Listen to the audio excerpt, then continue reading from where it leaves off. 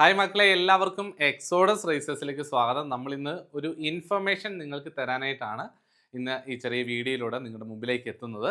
നമ്മുടെ പുതിയ online batch നമ്മൾ അനൗൺസ് ചെയ്യുകയാണ്. 2026 ഓഗസ്റ്റ് മാസം 8-ാം തീയതിയാണ് നമ്മുടെ പുതിയ ഓൺലൈൻ ബാച്ച് സ്റ്റാർട്ട് ചെയ്യുന്നത്. അപ്പോൾ നിങ്ങൾക്ക് ഓൺലൈൻ ആയിട്ടുകൊണ്ട് നിങ്ങൾക്ക് കോഴ്സുകൾ നന്നായിട്ട് പ്രിപ്പയർ ചെയ്യാനായിട്ട് സാധിക്കും. അതിൻ്റെ സ്ട്രക്ചർ എങ്ങനെയാണ്, ക്ലാസ്സിൻ്റെ വിശദമായ വിവരങ്ങൾ അറിയാൻ ജസ്റ്റ് നിങ്ങൾ ഈ നമ്പറിലേക്ക് ഒന്ന് വാട്സപ്പ് ചെയ്ത് കഴിഞ്ഞാൽ നമ്മൾ പൂർണ്ണമായിട്ടുള്ള ഡീറ്റെയിൽസ് നിങ്ങളിലേക്ക് എത്തിക്കാം. അപ്പോൾ കഴിഞ്ഞ ആപ്ലിക്കേഷൻ എല്ലാവരും വെച്ചിട്ടുണ്ട് എന്ന് പ്രതീക്ഷിക്കാൻ അത്യാവശ്യം വേക്കൻസീസ് ഉണ്ടായിരുന്നു. പിന്നെ എക്സാം മുൻപോട്ട് നടക്കുന്നതിൽ ചെറിയ തടസ്സമുണ്ട്. പക്ഷേ ഒരു കാര്യം ഉറപ്പായി പറയാം, എക്സാം നടക്കും. എന്നിരുന്നാലും പ്രിപ്പറേഷൻസ് കുറയ്ക്കരുത് കേട്ടോ. ഒരിക്കലും നിങ്ങളുടെ പഠനത്തിൻ്റെ ആ ഒരു തീക്ഷ്ണത കുറഞ്ഞു പോകാതെ പ്രിപ്പറേഷൻസ് നന്നായിട്ട് കൊണ്ടുപോവുക.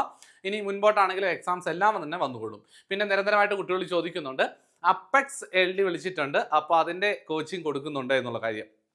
അപ്പോൾ ഞാൻ സാധാരണ നിങ്ങളോട് പറയാൻ ഉദ്ദേശിക്കുന്ന ഒരു കാര്യം ഇതാണ്.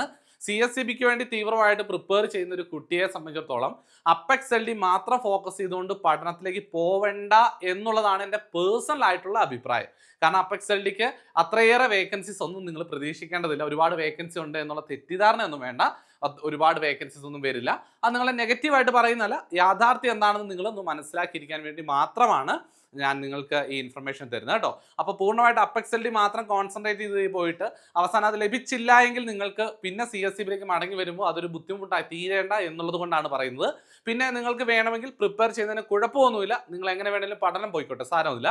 പക്ഷെ ഞാൻ പറയാം, CSCBക്ക് പ്രിപ്പയർ ചെയ്യുന്ന ഒരു കുട്ടിയെ സംബന്ധിച്ചിടത്തോളം ഇപ്പോൾ കൃത്യമായിട്ട് CSCB സിലബസ് ഓറിയൻറ്റഡ് ആയിട്ട് തന്നെ പഠനം പോവുക. CSCBക്കുള്ള ഏകദേശം സിമിലർ ആയിട്ടുള്ള സബ്ജക്റ്റുകൾ, ടോപ്പിക്കുകൾ തന്നെയായിരിക്കും ഈ അപ്പെക്സ് LD സിലബസ് വരുന്നത്. അപ്പോൾ സിലബസ് പബ്ലിഷ് ചെയ്തതിന് ശേഷം, അപ്പെക്സ് LDയുടെ സിലബസ് പബ്ലിഷ് ചെയ്തതിന് ശേഷം നിങ്ങൾ ആ സിലബസ് അനുസരിച്ചിട്ട് വേണമെങ്കിൽ ആ സമയം മുതൽ ഒന്ന് പ്രിപ്പയർ ചെയ്താലും മതിയാകും എന്നുള്ളതാണ് എൻ്റെ പേഴ്സണൽ ആയിട്ട് അഭിപ്രായം കേട്ടോ.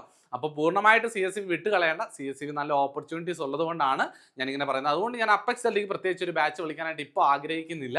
CSCB മാത്രം കോൺസെൻട്രേറ്റ് ചെയ്ത് പോകാനാണ് ഇപ്പോൾ തൽക്കാലം ആഗ്രഹിക്കുന്നത്. അപ്പോൾ നിങ്ങൾക്ക് ഇതും അപ്പെക്സ് LDക്ക് ഗുണകരമായ രീതിയിൽ കൊണ്ടുപോകാനായിട്ട് സാധിക്കും. പൂർണ്ണമായിട്ട് അതിലേക്ക് പോകണമെന്ന് പേഴ്സണലായിട്ടുള്ള അഭിപ്രായമാണ് ഞാനിപ്പോൾ നിങ്ങളുടെ പങ്കുവെച്ചത്. അപ്പോൾ നിങ്ങൾക്ക് കൂടുതലായിട്ട് നമ്മുടെ ബാച്ചിൻ്റെ ഡീറ്റെയിൽസ് അറിയണമെങ്കിൽ ജസ്റ്റ് ഒന്ന് വാട്സപ്പ് ചെയ്യുക. നന്നായിട്ട് പഠിക്കുക, നന്നായിട്ട് പ്രിപ്പയർ ചെയ്താൽ ജോലി തീർച്ചയായിട്ടും കിട്ടും. അപ്പോൾ എന്തെങ്കിലും നിങ്ങൾക്ക് സംശയമുള്ള കാര്യങ്ങളുണ്ടെങ്കിൽ ജസ്റ്റ് വാട്സപ്പ് ചെയ്യുക. നന്നായി പഠിക്കുക, നല്ല ജോലി കിട്ടട്ടെ എന്ന് ആശംസിക്കുന്നു. താങ്ക്